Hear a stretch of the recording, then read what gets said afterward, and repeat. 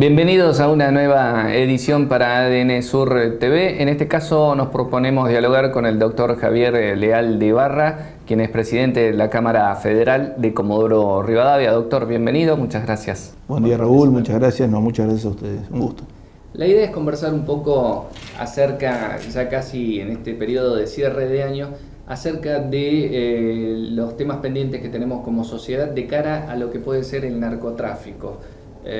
Pensaba días atrás, cuando se queman estos 100 kilos de drogas provenientes de distintas causas judiciales, puede ser una especie de punta de iceberg que esté reflejando lo que hay por debajo, ¿no?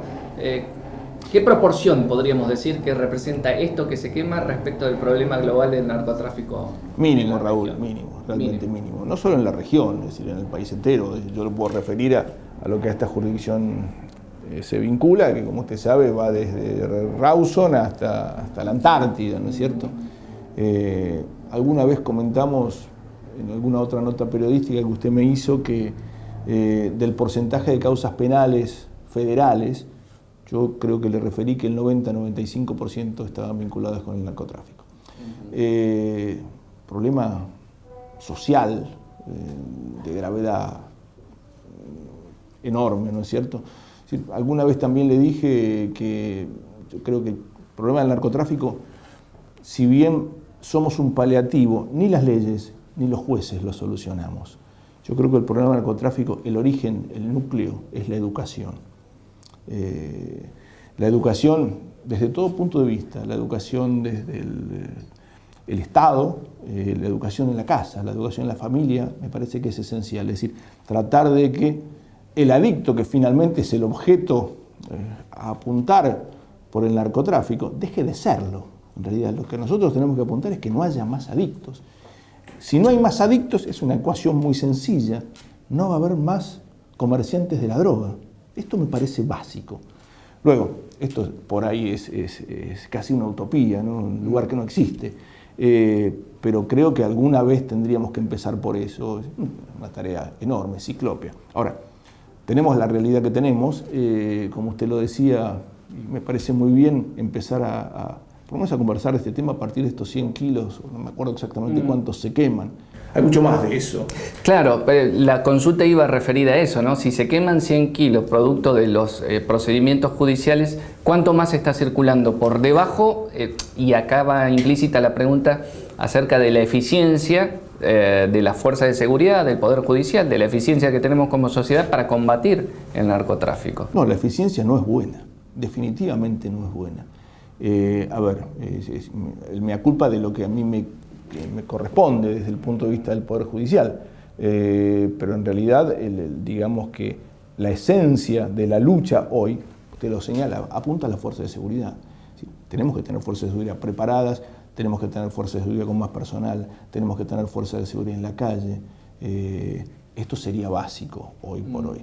Sin perjuicio de esto, últimamente en la jurisdicción se han llegado a apuntar o a lograr desbaratar pequeñas bandas. También convengamos que en esta jurisdicción no hay grandes bandas de narcotráfico. A veces conversando con colegas del norte, 400 kilos de marihuana en Orán, nadie se asombra. Acá nosotros los procedimientos con mayor cantidad de estupefacientes que hemos tenido son 150 kilos. Usted recordará hace unos cuantos años atrás que se descubrieron en un barco en Puerto Deseado, claro. 150 kilos. En mi carácter de juez federal de Gallegos, tuvimos un procedimiento de 50 kilos, no hace mucho tiempo atrás. Si bien es mucho, en dimensión no es tanto. Igual mal de muchos, consuelo de tontos, ¿no? Es decir, no es la solución. Estamos en una escala baja todavía. Estamos todavía en una escala baja. Acá hay pequeños dealers, en realidad, no hay grandes bandas de narcotráfico, sinceramente. Podemos ser en algún punto alguna cadena que viene del norte, pero no, acá no están las grandes bandas. Cocinas de droga, yo no recuerdo muchas, 2, 3 a lo sumo, y con características bastante precarias. droga sintética tampoco hay mucho por este lado. Ojo, no es mérito nuestro, que soy muy honesto, ¿no? Es decir, la circunstancia del país, no sé cuál será efectivamente la circunstancia. La distancia geográfica también juega. Acá, digamos que donde se encuentran alguna cantidad un poquito más importante es en Arroyo Verde. Por ahí es el ingreso de la droga vía terrestre a la jurisdicción, ¿no es cierto? Es decir, a través de procedimientos que hace el FUNBAPA, a través de procedimientos que hace Gendarmería en esa localidad, ahí se han desbaratado también algunas el perfeccionamiento constante del delito exige también en paralelo, digamos, el perfeccionamiento de la fuerza de seguridad, ¿no? Hablábamos de que la eficiencia no es buena en general y una autocrítica para todos los sectores. ¿Qué tan lejos estamos también en ese sentido, en cuanto a perfeccionamiento de los métodos de persecución del delito del narcotráfico? Estamos tan lejos o tan cerca como que haya una decisión política que así lo disponga.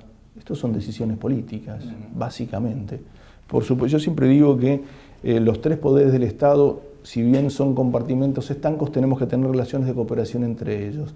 Es decir, efectivamente, si dotamos de más tecnología, de más personal, es decir, de mayor capacidad, digamos, de vehículos, a las prevenciones para la lucha contra el narcotráfico, vamos a mejorar, sin duda alguna.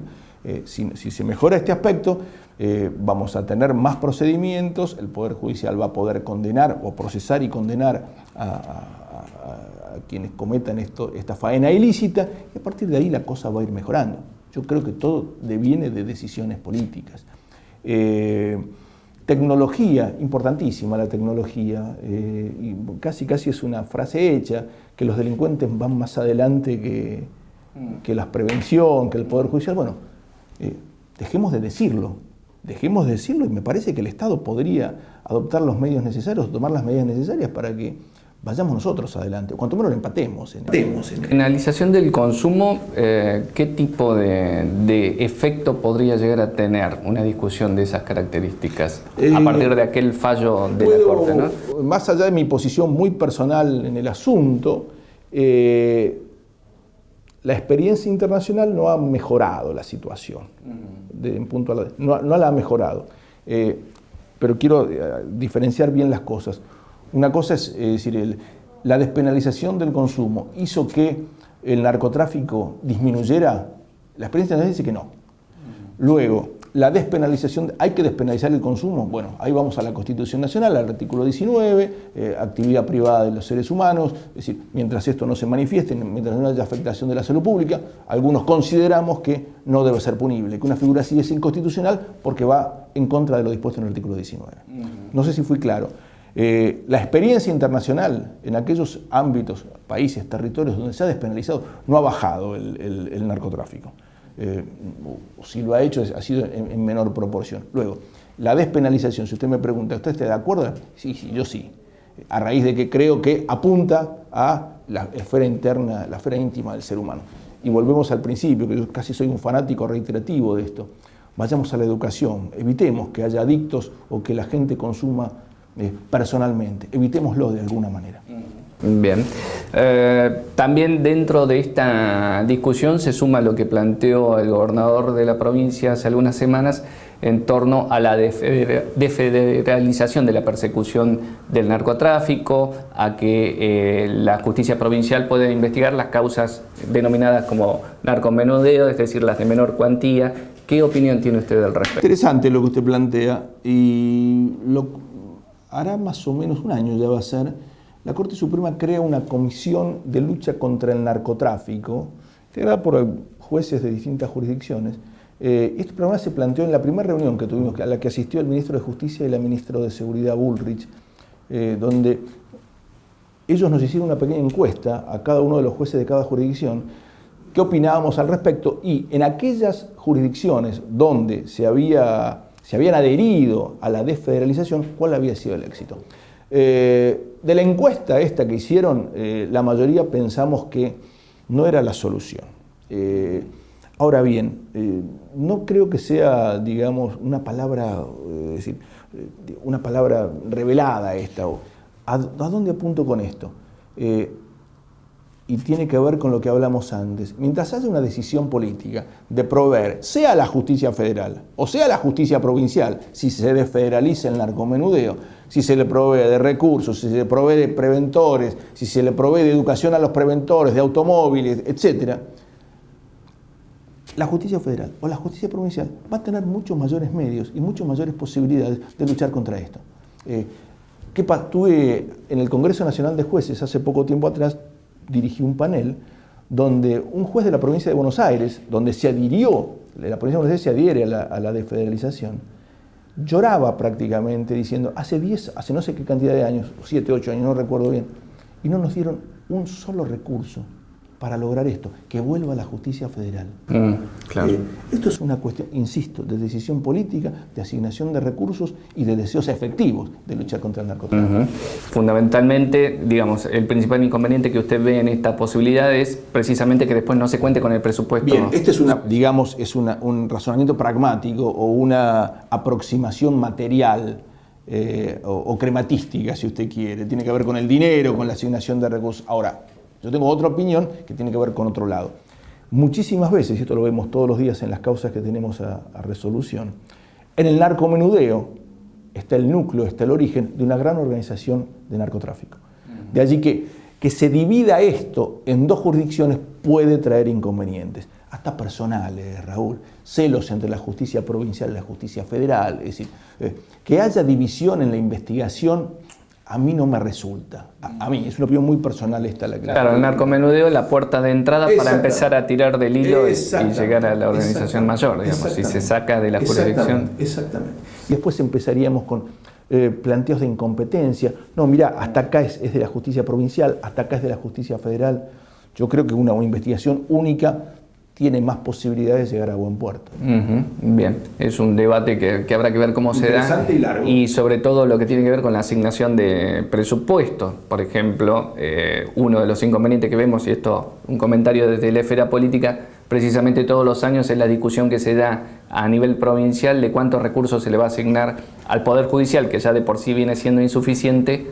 Habría que pensar si se suma también otra esfera de acción, ¿no? Absolutamente. Y vuelvo a un tema anterior. ¿Cuánto del esfuerzo de la persecución penal se sigue volcando sobre las causas más chicas, sobre lo que es el origen del consumo personal restando esfuerzo, digamos, a lo que es la investigación más de fondo? Sí. O pensándolo al revés, usted me decía, bueno, pero esa es la puerta de entrada para tirar del hilo y llegar a la organización. Pero ¿cómo se hace para diferenciar? Mire, los preventores no tienen que discernir si se trata de una gran organización o se trata de una investigación a partir de que están fumando marihuana en la plaza de la esquina.